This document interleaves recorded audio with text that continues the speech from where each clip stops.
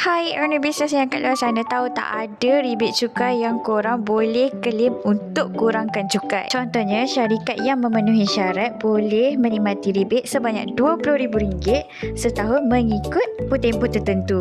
Tapi tak semua bisnes automatik layak tau. Ada syarat dan kriteria yang perlu dipatuhi. Owner bisnes yang kat luar sana, sebelum tutup akaun, pastikan anda tengok dulu sama ada syarikat anda layak atau tidak untuk rebate cukai. Jangan lepaskan peluang ni, okey? Cumanya anda perlu buat semakan dengan betul sahaja. Jadi owner bisnes yang kat luar sana yang masih confused dan keliru, yang mana satu boleh rebate cukai, yang mana satu boleh kurangkan cukai syarikat, jangan lupa follow Polaris untuk info lebih lanjut tentang cukai.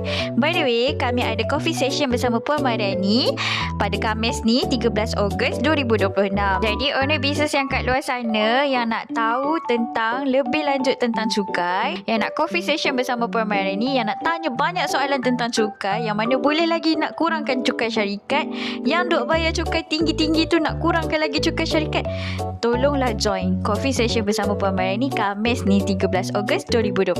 Okay, bye.